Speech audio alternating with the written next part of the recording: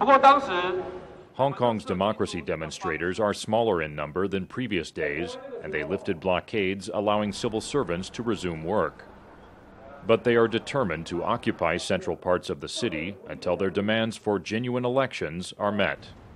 Authorities backed off threats to use force, and Democratic Party founder Martin Lee says violence is not likely.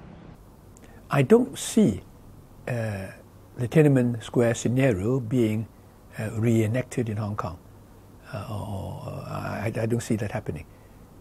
I don't think the present regime would like to see that happen, and there's no need to do that, because back in 1989, the Communist Party was worried that it might be overthrown.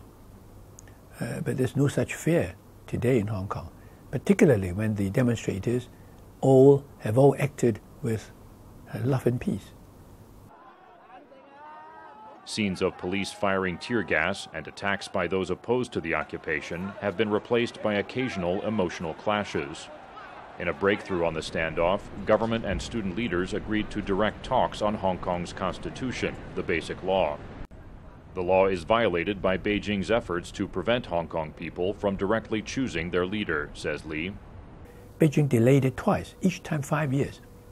And now finally, when we thought that we would have genuine democracy for the election of the chief executive in 2017, Beijing now wants to move the goalposts and say, okay, you guys can have one person, one vote, but we choose all the candidates for you.